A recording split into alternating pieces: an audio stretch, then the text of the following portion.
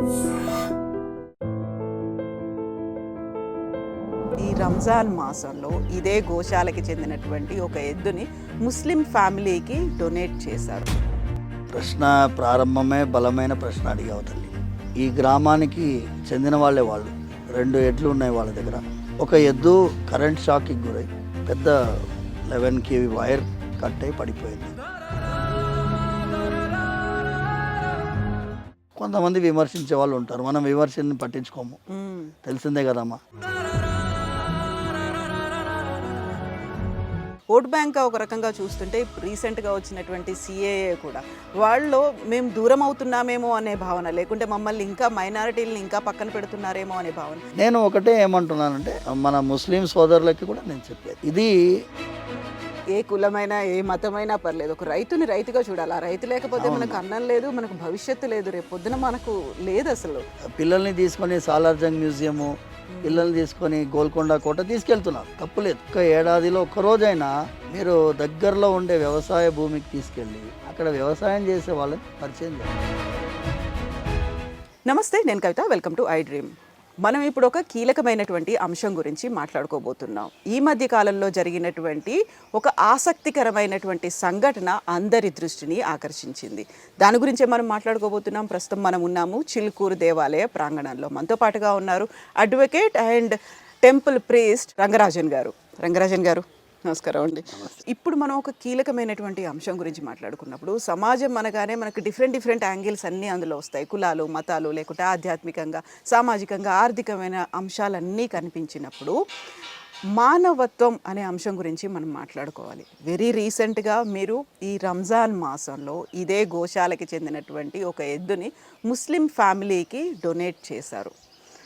యూజువల్గానే గోశాల అనగానే పరిమితమైపోయి ఉంటుంది, లేకుంటే ఒకదానికే కన్ఫైన్ అయి ఉన్నట్టు కనిపిస్తుంది. బట్ మీరు ఒక ముస్లిం ఫ్యామిలీకి డొనేట్ చేయడం అనేది ఎందుకలా? ప్రశ్న ప్రారంభమే బలమైన ప్రశ్న అడిగావు తల్లి. అసలు ఈ సంఘటన జరిగింది మార్చి 15వ తారీఖు ఫ్రైడే రోజు. ఈ గ్రామానికి చెందిన వాళ్ళే వాళ్ళు, చిలుకూరు గ్రామానికి చెందిన వాళ్ళే ఆ కుటుంబం వాళ్ళు. ఆ కుటుంబం వాళ్ళు 2 ఎడ్లు ఉన్నాయి వాళ్ళ దగ్గర. ఒక ఎద్దు కరెంట్ షాక్కి గురై పెద్ద 11 kV వైర్ కట్ అయి పడిపోయింది. ఆ ఎద్దు షాక్లో చచ్చిపోయింది. మొహమ్మద్ గౌస్ అని ఆయన రైతు పేరు, వాళ్ళ అమ్మ. అయితే నాకు మా స్వామివారి సేవకుడు, నా శిష్యుడు పవన్ కుమార్ ఈ విషయాన్ని సోమవారం తీసుకొచ్చి చెప్పాడు నాకు. అంటే ఈ మ్యాటర్ జరిగిన విషయాన్ని, స్వామి ఇది చూడండి, ఈ మన గ్రామానికి చెందిన రైతు, వాడు ఎద్దు కోల్పోయినాడు, వాళ్ళ కుటుంబ సభ్యుడిలాగా భావించిన ఎద్దు. ఇప్పుడు రైతు ఎప్పుడు కూడా గుర్తుపెట్టుకున్నామా, ఎద్దుని ఫ్యామిలీ మెంబర్ లాగా ట్రీట్ చేస్తారు. పాడి పశువుని కూడా కుటుంబ సభ్యులుగానే వాళ్ళు భావిస్తారు. ఇది ఈ కుటుంబానికే కాదు, మేము ఇంతకుముందు కూడా 10 కిలోమీటర్ దూరంలో 7-8 కిలోమీటర్స్ పెద్దమంగళారం గ్రామం ఉంది. ఆ గ్రామంకి చెందినటువంటి రైతుకి కూడా 2 ఎడ్లు ఇచ్చాం. ఆయన కూడా ఇదే ప్రాబ్లం ఉండే, వ్యవసాయం కోసం.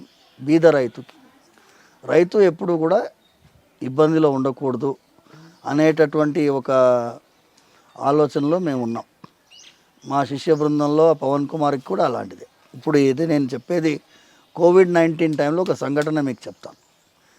మే నెలలో, ఇది ఎండాకాలంలో, ఇప్పుడు మార్చిలో ఉంది, మే నెలలో వాళ్ళు ఏం చేశారంటే వేరే ఊరికి వెళ్తున్నారు. ఇక్కడి నుంచి దారిలో 13 కిలోమీటర్ దూరంలో ఒక టమాటా పండించిన రైతు కోవిడ్ టైంలో, ఆలోచించండి, రోడ్డు మీద పారబోస్తున్నాడు, ధర లేదు అని.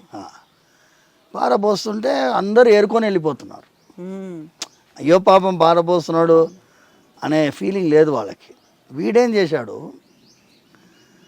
3 ట్రేలు నింపుకొని డిక్కీలో పెట్టుకొని వాడికి ఒక 500 రూపాయలు ఇచ్చాడు.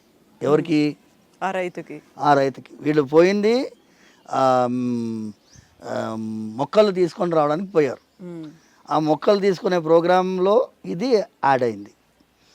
ఆ వీడియో ఏం చేశారు వీళ్ళు, రైతు పోసేది వీడియో నాకు తీసుకొచ్చారు. నేనేం చేసిన దాన్ని నా ట్విట్టర్ అకౌంట్లో వేసిన, మేము కొనుక్కున్నాము, ఇలా మీరు కూడా సహాయం చేయండి. మీకు ఇప్పుడు కోవిడ్ టైంలో అందరూ వర్క్ ఫ్రమ్ హోమ్ ఇంట్లోనే కదా ఉంటారు. ఇలాంటి రైతులకి మీ సహాయం చేస్తే వాళ్ళకి ఆదుకున్నట్టు అవుతుంది. మార్కెట్లో రూపాయి కూడా పలకట్లేదు, 50 పైసలు కూడా కిలోకి రావట్లేదు దానికి. అది చాలా వైరల్ అయిపోయింది. అక్కడే వెంటనే నాయకులు అందరూ వెళ్ళారు, ఆ రైతుని కలిసి ఆయనకు సహాయం చేశారు. అలాంటి రైతులందరికీ కూడా బెనిఫిట్ అయింది. సో మా ప్రయత్నం ఏంటి అంటే ఏదైనా ఒక కార్యక్రమం జరిగితే దానివల్ల ఒక 10 మంది స్పందిస్తే మంచి జరుగుతుందేమో అనే ఒక ఆలోచనలో మేము వ్యవహారం నడుస్తుంది. ఈ రైతు విషయానికి వస్తే మన గ్రామానికి చెందినవారు, ఆయన ముస్లిమా, ఆయన బ్యాక్గ్రౌండ్ ఏంటో నేను ఆలోచించలేదు. మహమ్మద్ గౌస్ ఆయన పేరు, ఎద్దు వ్యవసాయం చేస్తున్నాడు. ఆ ఎద్దు మన దగ్గర పుట్టి పెరిగిన, గోశాలలో పుట్టి పెరిగిన ఎద్దు మంచి యుక్త వయసుకు వచ్చింది. అది కొంచెం 2-3 నెలలు ట్రైనింగ్ ఇస్తే అది తయారైపోతుంది. సరేనాయా అని ఫోన్ చేసి మరి పిలిచి ఇచ్చినప్పుడు అట్లా మీడియా వాళ్ళు కూడా వచ్చారు. నేను వాళ్ళకి ఇదే సందేశం చెప్పాను అన్నమాట. చెప్తే అది చాలామంది దాన్ని అప్రిషియేట్ చేశారు. కొంతమంది విమర్శించే వాళ్ళు ఉంటారు, మనం విమర్శని పట్టించుకోము, తెలిసిందే కదమ్మా. ఇప్పుడు విమర్శల గురించి మనం ఆలోచించడం మొదలు పెడితే 4G 5Gలో ఉన్నారు వాళ్ళు విమర్శించేవాళ్ళు. మేము బాలాజీతో కనెక్టెడ్ ఉన్నాం. భగవంతుడికి నాకు ఉండేటటువంటి సంబంధం ఏంటంటే సమాజాన్ని గురించి ఆలోచిస్తే, లోకహితం గురించి ఆలోచిస్తే, అందరి శ్రేయస్సు గురించి ఆలోచిస్తే అది భగవంతుడి యొక్క గుణంగా భావిస్తారు. భగవంతుడి గుణం ఏంటి? అందరికీ మంచి జరగాలి.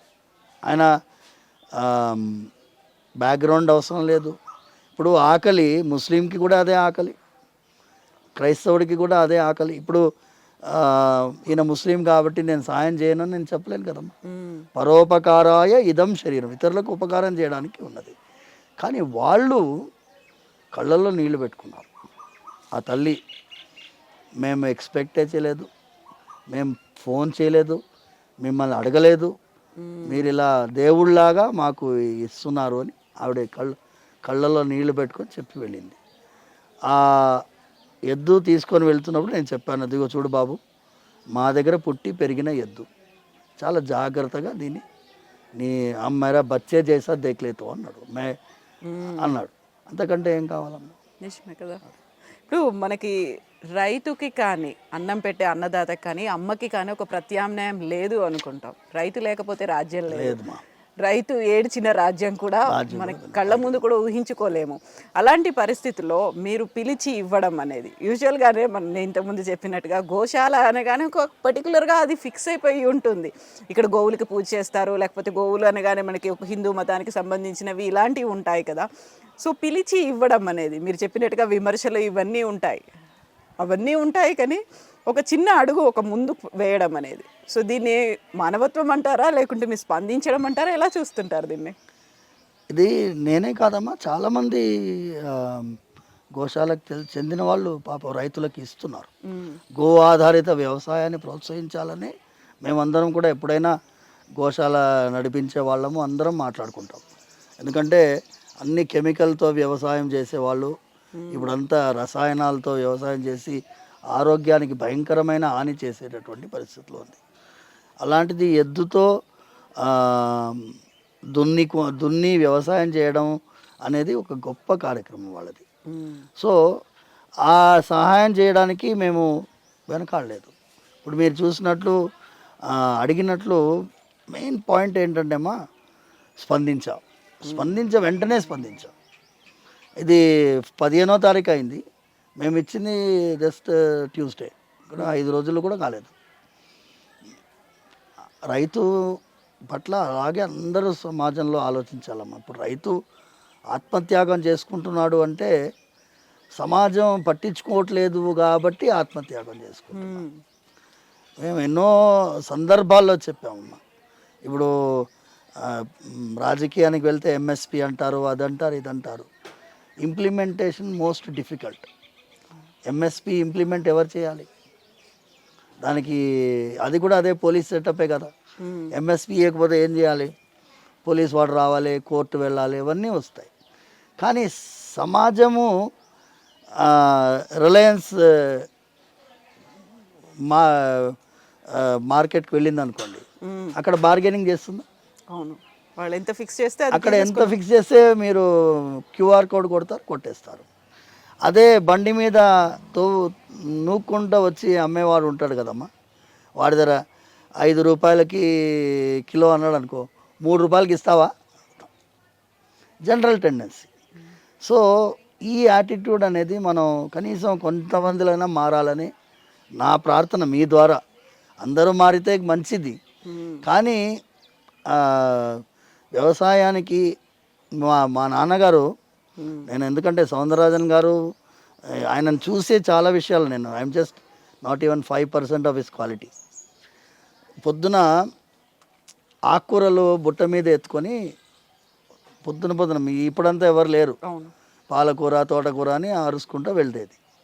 మా అమ్మ పిలిచేది, పిలిచినప్పుడు ఆమె పలానా ఈ 5 కట్టలో 10 కట్టలో చెప్పేది.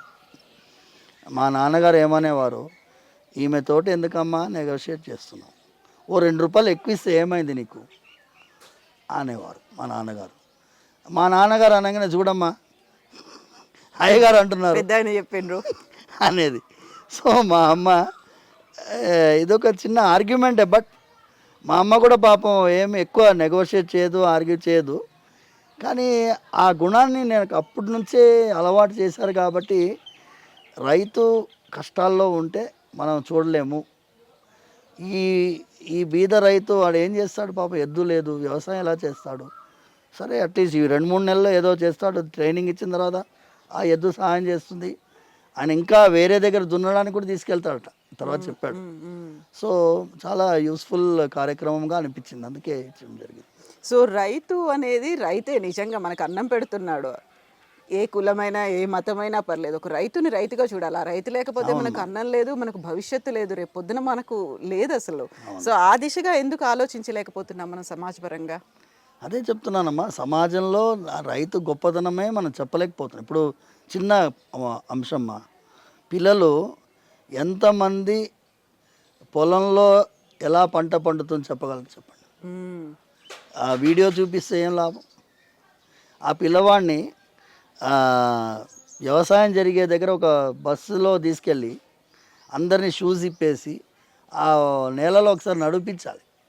ప్రాక్టికల్ ఎక్స్పీరియన్స్ చిన్నపిల్లల్ని కనెక్షన్ అనేది డెవలప్ అవుతుంది. 5th క్లాస్ 6th క్లాస్ పిల్లలకి నాట్లు ఎట్లా వేస్తున్నారు ఇవన్నీ చూపిస్తే ఇది ఒక నేను పిల్లల్ని తీసుకొని సాలార్జంగ్ మ్యూజియము, పిల్లల్ని తీసుకొని గోల్కొండ కోట తీసుకెళ్తున్నారు, తప్పులేదు. కానీ at the same time 1 day per year at least, ఒక్క ఏడాదిలో ఒక్కరోజైనా మీరు దగ్గరలో ఉండే వ్యవసాయ భూమికి తీసుకెళ్ళి అక్కడ వ్యవసాయం చేసే వాళ్ళని పరిచయం చేయాలి. నేనే ముఖ్యంగా ఈ హైటెక్ చదువులు చదివే వాళ్ళ పిల్లలు చెప్పులు లేకుండా కింద కూడా నడవరు. అది మెయిన్ అమ్మా. భూమితో మనం కనెక్షన్ పోగొడితే మనకి చాలా ఇబ్బందులు ఎదుర్కొంటాం. ఇప్పుడు మన జగ్గి వాసుదేవ్ గారు, ఆయన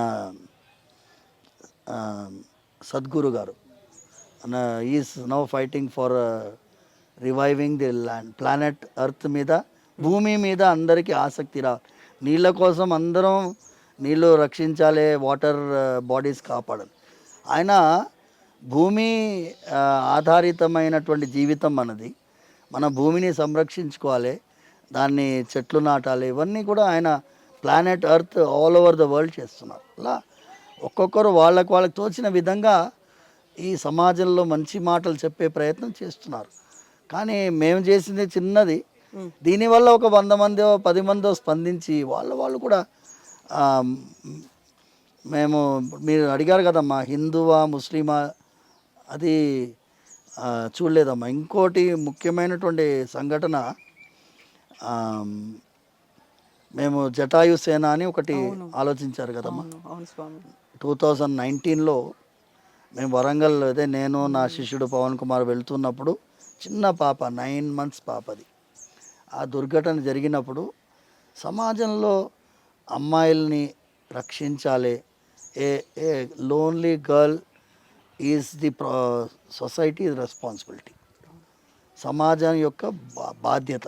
అమ్మాయి కనుక రాత్రి 7 గంటలో 8 గంటలో బస్సు లేదు, కారు లేదు, ఒంటరిగా నిలబడినప్పుడు వెళ్ళి ఏమమ్మా ఎందుకు, ఎవరు ఏమన్నా అవసరం ఉందా అని అడిగేటటువంటి ఒక సమాజం ఉంటే మంచిది అనే ఆలోచనలో మేము ఆలోచించి జటాయు సైన్యంలాగా మనం అందరిలో మనసులో ఆ జటాయు అనే భావన రావాలి అని ఆలోచించుకుంటూ మేము వెంటనే ఇక్కడ ఏమైందంటే దగ్గరలో ఆలోచించాము. 15 రోజుల్లోనే ఒక సంఘటన జరిగింది. ఒక చిన్న అమ్మాయిని ఒక స్కూటర్లో పెట్టుకొని వాడు తీసుకెళ్తున్నాడు, అమ్మాయి ఏడుస్తున్నది, ఎవరు ఆపలేదు. ఒక ముస్లిం పిల్లవాడు ఆపాడు. అప్పుడు కోనే కాల్ లేకే జారే అని అడిగింది. ఏ అమారే గడికి లడికి అన్నాడు. నైనే అంకుల్ కోనే మేరకు నయమాలో అనింది ఆ పిల్ల. 2 నంపకాయలు పెట్టేస్తే ఆ డిక్కీలో అన్నీ దుప్పటి అన్నీ ఉండినాయి. వాడిని దగ్గరగా మన పోలీస్ స్టేషన్కి తీసుకెళ్ళి అప్పచెప్తే ఆ అమ్మాయి కొంచెం మతి స్థిమితం లేదు, వీడు ఏదో అఘాయిత్యాని కోసం తీసుకుపోతున్నాడు అని తెలిసి తర్వాత వేరే కార్యక్రమాలు పోలీస్ చేశారు. బట్ ఆ పిల్లవాడు కనుక ఆపకపోయి ఉంటే, స్పందించకపోయి ఉంటే ఇమ్మీడియట్గా, అది ఆ కాన్సెప్టే జటాయు సైన్యం అని అన్నాం మేము. ఆ పిల్లవాడిని చిలుకూరికి పిలిచి, ఆ ముస్లిం అని మేము చూడలేదు, ఆ ఫీలింగ్ ఆ పిల్లవాళ్ళకి కలిగింది కాబట్టి మేము అది ఇంకా రక్షాబంధన్ అని కార్యక్రమం చేసి చాలా విషయాలమ్మా. అది ఏమైందంటే ఒక కమలమ్మ అని చెప్పి ఒక మెహదీపట్నం దగ్గర పూలు అమ్ముతుంటున్నాను. ప్రతి శుక్రవారం వీడు ఏం చేస్తాడు, మా శిష్యుడు ఆవిడ దగ్గర పూలు తీసుకొని అభిషేకానికి తీసుకొచ్చేవాడు, అలంకారానికి. ఆమె చెవులు 2 చెవులు వినిపించదు. ఆమె ఆ 2 చెవులు వినిపించకపోయినా కానీ బేరం ఆడే వాళ్ళతోటి 5 అని చెప్పేది. అట్లా నాకు తెలియదు. నేను ఏమన్నానంటే ఈ అమ్మాయిల పట్ల గౌరవం భావం రావాలి అంటే రక్షాబంధన కార్యక్రమం లాగా ఒకటి చేసాం ఆ రోజు. ఇది కూడా 2019లోనే జరిగింది. ఆ కార్యక్రమం అప్పుడు ఆమె వచ్చి చేతికి రాఖీ కట్టి కళ్ళల్లో నీళ్లు పెట్టుకునేది అమ్మాయి. ఎందుకురా ఏడుస్తుంది అంటే, నేను అప్పుడు చెప్పాడు ఈ చెవులు 2 వినిపించవు, బాధలో ఏడుస్తుంది అంటే మంచిగా ఇయరింగ్ ఏడన్నా అయిపోయాడు, అది మీరు చూడాలి అన్నాడు. నేను అన్నాను సరే గాంధీ హాస్పిటల్కి ఫోన్ చేస్తే తీసుకుపోతాం అంటే, ఇప్పుడు మీకు రాఖీ కట్టింది కదా, మీ రెస్పాన్సిబిలిటీ, అది మీ అక్క అయితే కదా, మీరేం చేస్తారు అంటే, మీ అక్క అయితే ఎట్లాగే పంపిస్తారా అని అన్నా. నేనే కార్ డ్రైవ్ చేసుకొని తీసుకొని పోయి అక్కడ చూడగానే ఈఎన్టీ డాక్టర్ గారు సంతోషంగా, పాపం నేను వచ్చానంటే కొంచెం అభిమానంతో వాళ్ళు వెంటనే యాక్టివిటీ 2 చెవులు టెస్ట్ చేశారు, she may need hearing AIDS అని చెప్పినారు. చెప్తే అది కొంచెం కాస్ట్లీ కదా అని చూద్దాం ఆలోచిద్దామని చెప్పి వచ్చేసినా నేను. అయితే అది పేపర్లో వచ్చింది, ఎవరో న్యూస్ పేపర్ వాడు ఎందుకు వచ్చారని అనుకున్నాడు. డెక్కన్ క్రానికల్లో వచ్చింది, టైమ్స్ ఆఫ్ ఇండియాలో కూడా వచ్చింది. అయితే హెల్పింగ్ హ్యాండ్ ఫౌండేషన్ అని చెప్పి ఒక ఫౌండేషన్ ఉంది, రన్ బై ముస్లిం ఎన్జిఓ. చూడండి, అంటే పేరు వాళ్ళదేమో helping hand, run by a Muslim NGO. వాళ్ళు వెంటనే ఈఎన్టీ డాక్టర్ కాంటాక్ట్ చేశారు. కాంటాక్ట్ చేసి ఇట్లా మేము న్యూస్ పేపర్లో చదివాము, చిలుకూరు అర్చక స్వామి వచ్చారు, ఆవిడకి we will sponsor the hearing aid అన్నారు. అంటే ఆ ఈఎన్టీ డాక్టర్ మమ్మల్ని కాంటాక్ట్ చేశారు. So through them we came to know, and helping hand foundation తోటి రిలేషన్షిప్ ఏర్పడింది. సపోజ్ వీడు కనుక మనం పోవాలని చెప్పకపోయి ఉంటే నేను వెళ్ళేవాడిని కాదు, ఆ వెళ్ళకపోయి ఉంటే ఆ అమ్మాయికి ఇయరింగ్ ఎయిడ్ వచ్చేది కాదు.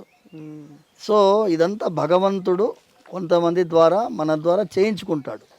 ఆ హెల్పింగ్ హ్యాండ్ ఫౌండేషన్ తోటి ఇప్పుడు చాలా దగ్గరగా మేము యాక్టివిటీస్ చేస్తున్నాం. ఒక మస్జిద్లో వాళ్ళు క్లినిక్ నడిపిస్తున్నారు, ఆ మస్జిద్ క్లినిక్కి కూడా నన్ను పిలిచారు యాన్యువల్ సెలబ్రేషన్కి. నేను వెళ్ళాను. నేను చెప్పాను, ఎదుగా నేను మస్జిద్ లోపలంతా రాలేనబ్బా, ఈ కుల్లా అంతా పెట్టుకోవాలని లేదు స్వామి, మీ ఫీలింగ్స్ మేము గౌరవిస్తాము. మస్జిద్ పక్కన క్లినిక్ అది, it is in the complex but it is not inside the mask. పక్కన వెళ్ళాము. ఆ రోజు ఏమైందంటే మరుసటి రోజు అయోధ్య జడ్జిమెంట్ రాబోతుంది.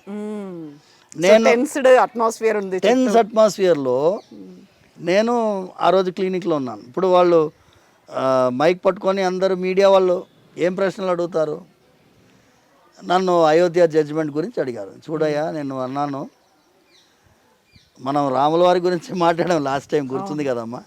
నేను అన్నాను, మనం దక్షిణ అయోధ్యకి దగ్గరలో ఉన్నాము, ఏ జడ్జిమెంట్ వచ్చినా ఏమీ కాదు, ఈ ప్రాంతంలో ఏ అల్లర్లు జరగవు, ఇక్కడ మానవత్వానికి మనం విలువ ఇవ్వాలి, అందుకోసం నేను ఇక్కడ వచ్చాను.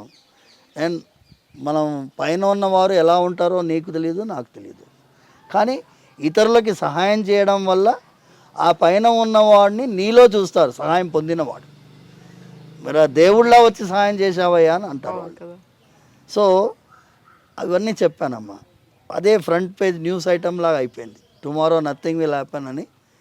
బికాస్ మనం ఆ నమ్మకం, భగవంతుడి పట్ల విశ్వాసం ఉండి సమాజానికి మంచి చేయాలనే తపన ఉంటే మీ ద్వారా చాలా పనులు స్వామి చేయించుకుంటాడు.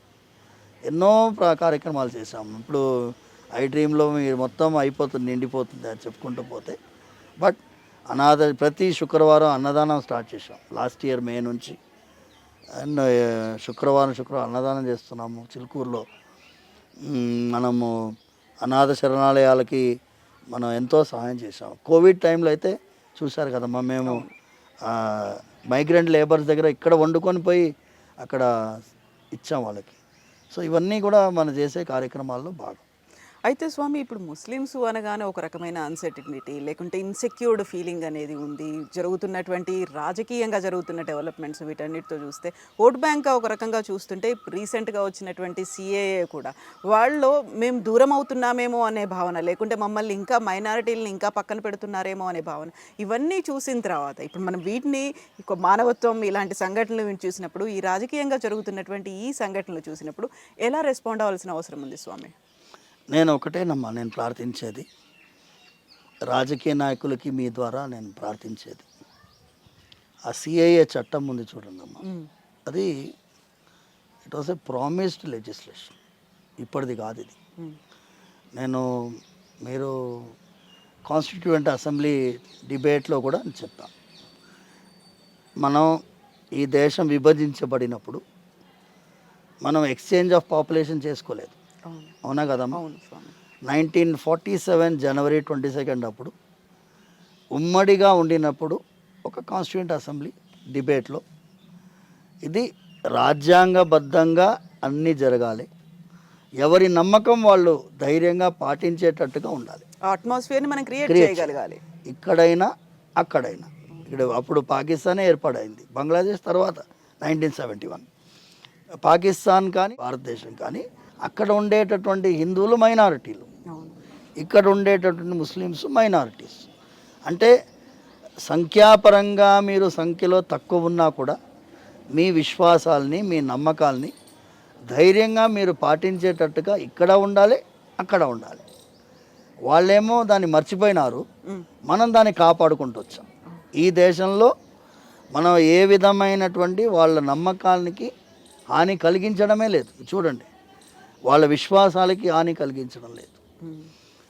కొన్ని విషయాలు చూస్తే మెజారిటీ రిలీజియన్కే కొన్నిసార్లు ఇబ్బందిగా ఉంది. దేవాలయాలకి అంత స్వయం ప్రతిపత్తి లేదు, కానీ మస్జిద్లకి స్వయం ప్రతిపత్తి ఉంది, క్రైస్తవుల చర్చిలకి స్వయం ప్రతిపత్తి ఉంది. అందుకు కానీ ఇప్పుడు సిఏఏకి వచ్చినప్పుడు అక్కడి నుంచి తరిమి కొట్టబడిన వాళ్ళు ఇక్కడ కూడా మనము వాళ్ళకి శరణార్థులుగా ట్రీట్ చేయకపోతే, వాళ్ళకి ఇక్కడ పౌరసత్వం ఇవ్వకపోతే వాళ్ళు ఎక్కడ పోతారు, ఎక్కడ వెళ్తారు వాళ్ళు? మళ్ళీ అయితే వాళ్ళు వెళ్ళలేరు అక్కడికి. అవును, ఇక్కడ పౌరసత్వం ఇది ఇవాళది కాదు, మాది 1947లోనే సర్దార్ పటేల్ గారు, జవహర్లాల్ నెహ్రూ గారు, మహాత్మా గాంధీ గారు వీరందరూ చేసిన వాగ్దానాన్ని ఇప్పుడు మనం చాలా లేట్ అయింది, ఇది లేట్ అయింది. నేను ఒకటే ఏమంటున్నానంటే మన ముస్లిం సోదరులకి కూడా నేను చెప్పేది, ఇది హైందవులకి అక్కడ వాళ్ళని ఇబ్బంది పడి బయటకు వచ్చినటువంటి వాళ్ళకే ఇబ్బంది. వాళ్ళ ఇబ్బంది మనం చూడలేం, తట్టుకోలేం. ఇప్పుడు చిన్న చిన్న పిల్లల్ని తీసుకొని పోతున్నారు అక్కడ, వాళ్ళు ఎక్కడ ఉండలేరు. అలాంటి వాళ్ళకి ఈ దేశంలో శరణార్థులుగా భావించి వీళ్ళకి పౌరసత్వం ఇవ్వడంలో మీరు దయచేసి అడ్డుపడకండి అని మీ ద్వారా నేను చెప్తున్నాను. అయితే స్వామి, ఇక్కడ ఉన్నటువంటి మనం రాజ్యాంగం కల్పించినటువంటి హక్కులు కావచ్చు, రక్షణ చట్టాలు, ఇవన్నీ ఎన్ని ఉన్నప్పటికీ కూడా ఒక ఇన్సెక్యూరిటీ అనేది ఉంది. కాబట్టి వాళ్ళు అది దూరం చేయాల్సినటువంటి బాధ్యత ప్రభుత్వాందా, లేకుంటే మన చుట్టూ ఉన్నటువంటి సమాజం మనతోనే ఉందంటారా స్వామి? నేనేమన్నానమ్మా, ఇప్పుడు అందరం కలిసి దిస్ ఏ సోషల్ రెస్పాన్సిబిలిటీ. నిజంగా చెప్పాలంటే మేము లాస్ట్ 2 సార్లు మీటింగ్స్ జరిగాయి. ఒక పీస్ నెట్వర్క్ అనేది ఒకటి ఉంది, కోవా పీస్ నెట్వర్క్ అని. బుద్ధిస్టులు, జైన్లు, క్రైస్తవులు, తర్వాత పార్సీసు, సిక్కులు, ముస్లిం, ఇస్లాం మతానికి చెందినటువంటి వాళ్ళం అందరూ, మత పెద్దలందరం కలిసి ఒక నెట్వర్క్ లాగా ఉంది. ఈ నెట్వర్క్లో సమావేశం జరిగింది. ఇది ఈ రాజకీయానికి అతీతంగా మనం సమాజంలో మంచి అది సామరస్యమైనటువంటి వాతావరణాన్ని సృష్టించాలి. వాళ్ళ పండగలు మనతో కలిసి వాళ్ళు జరుపుకునేటట్టు, మన పండగలు వాళ్ళతో కలిసి వాళ్ళు జరుపుకునేటట్టు. ఇప్పుడు దీపావళి పండగ వాళ్ళు వచ్చి మనతో ముందంతా జరుపుకునేవాళ్ళు. ఇప్పుడు అందరికంటే బెస్ట్ ఉదాహరణ ఏంటి తెలుసా అమ్మా, మీరు ఆర్మీ. ఈ దేశం సైన్యం మీరు వెళ్ళి చూస్తే వాళ్ళు క్రిస్మస్ కూడా అంతే గ్రేట్గా సెలబ్రేట్ చేస్తారు. ముస్లిమ్స్ వాళ్ళది రంజాన్ కూడా అంతే సమానంగా జరుపుకుంటారు. దివాళీ పండుగ కూడా అలాగే జరుపుకుంటారు. అది ముస్లిమ్స్ జరుపుకునేటట్టుగా, క్రైస్తవులు జరుపుకునేటట్టుగా అని భావించకుండా ఇది దేశం పండగ. It's a festival of humanity, festival of religion. ఏ మతమైనా కూడా అమ్మ ప్రారంభం ఏర్పడినప్పుడు ఈ ద్వేషాలు లేవు. ఎప్పుడు ప్రారంభించబడిందో ఈ ద్వేషాలు లేవు. కానీ మనిషి అనేటటువంటి వారు తప్పకుండా విద్వేషాన్ని సృష్టించే ప్రయత్నం చేస్తారు ఎక్కడైనా సరే. సొంత అన్నదమ్ములే కొట్టుకునేటటువంటి మనం రామాయణంలో చూసాం, మహాభారతంలో చూసాం. ఇక్కడ కూడా మనం సొంత అన్నదమ్ములమే కదా, ఇదే భారతదేశంలో పుట్టినటువంటి వాళ్ళు. ఆ దేశం నుంచి ఈ దేశం పైన దండయాత్రలు జరిగే ప్రయత్నం జరిగాయి. సో నేనేమంటున్నానంటే ద పాపులేషన్, సమాజము దీనికి స్పందించాలి. మాలాంటి చిన్న చిన్న కార్యక్రమాల ద్వారా మంచి మాటలు, మంచి గుణము వెళ్తుందేమో అని ఒక తపన. అందరూ సామరస్యంగా ఉండి ఈ విద్వేషాలు లేకుండా ఉండడమే మా ప్రయత్నం. అప్పుడే మనం అనుకున్నటువంటి లౌకికత్వం కావచ్చు, ప్రజాస్వామ్యం, సమాజం అనేది, సమానత్వం అనేది ఇవన్నీ ఉంటాయి. ఒక స్ప్రెడ్ చేయాల్సి. ఎందుకంటే మా వైష్ణవ జనతో తేనే కహియే పీడు పరాయి జానేరే. వైష్ణవుడు అనేటటువంటి వాడు, శ్రీ వైష్ణవుడు అనేటటువంటి వాడు ఇతరుల కష్టాన్ని తన కష్టంగా భావించడమే వైష్ణవం. అదే మా గురువు గారు అనేవారు, ఆఫ్రికా వెళ్తావు, ఆఫ్రికాలో ఆయన ఏ మతం వాడో తెలియదు, కానీ నీ దుఃఖానికి వాడు స్పందించాడు, వాడు వైష్ణవుడు. అవును. మళ్ళీ వైష్ణవం అంటే కేవలం వైష్ణవం అంటే కేవలం విష్ణుమూర్తిని పూజించే వాళ్ళే కాదు, నిలువుబొట్టు ఇతరుల కష్టాన్ని తన కష్టంగా భావించేవారు ప్రతి ఒక్కరూ వైష్ణవుడు. అది ఒక ముఖ్యమైనటువంటి సందేశం మీ ద్వారా చెప్పాలి. థ్యాంక్ యూ సో మచ్ స్వామి. నిజంగానే ఈ విషయం, ఈ అంశం నలుగురికి చేరాల్సినటువంటి అవసరం ఉంది. నలుగురు ఈ విధంగా రెస్పాండ్ అవ్వాల్సినటువంటి అవసరం కూడా ఉంది. Thank you so much. Thank you.